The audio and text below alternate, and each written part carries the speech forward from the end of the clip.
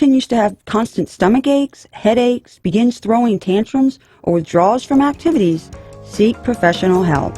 For questions or more resources, text 258-1029.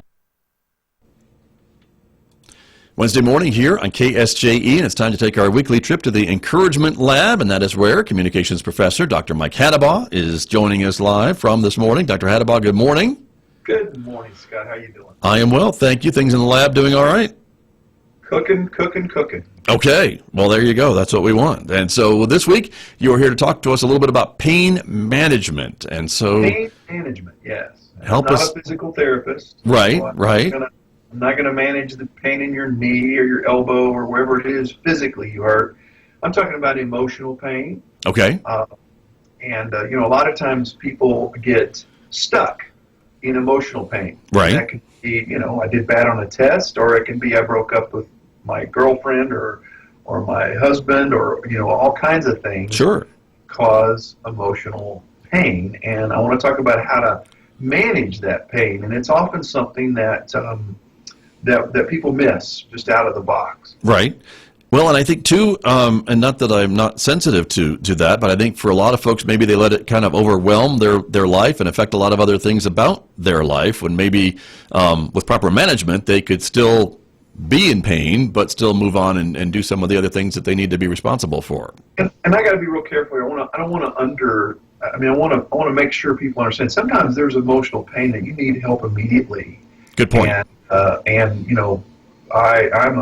I'm a person that says go after all avenues. Go yes. to counseling and psychiatrist and emergency room if you need to.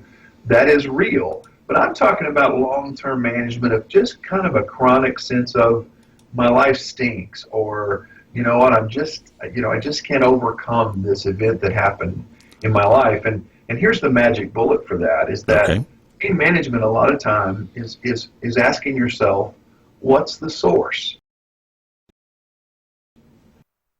And, for me, as I began to go that, a lot of times I'd just be angry, and I wouldn't know why. I'd just come home and be snappy with my wife or my kids.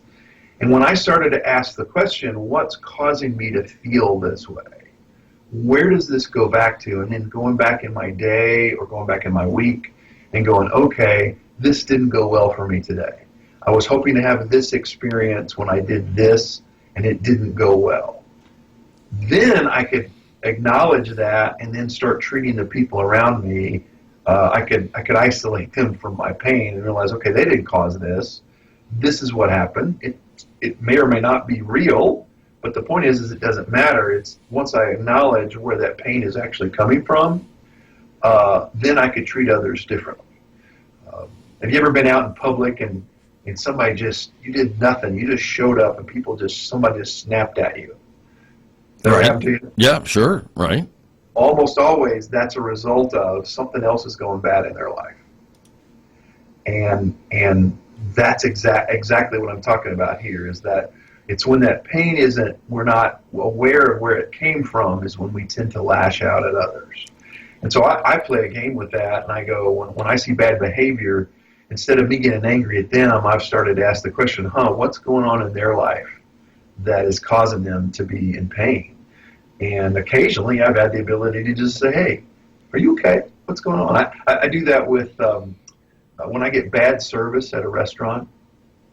Right. When I've got an aloof server or an angry server, I'll just pull them over and say, hey, are you okay? You doing all right?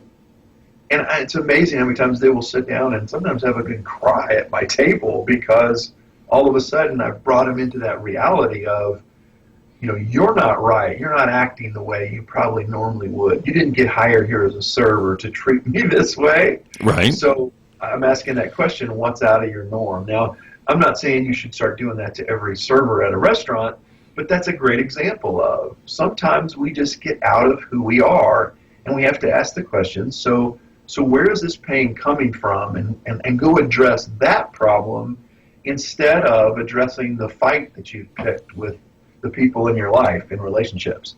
That's what I'm talking about, is that often we try to fix the symptomatic response instead of going back to the root and saying, okay, what's causing this, and is it rational?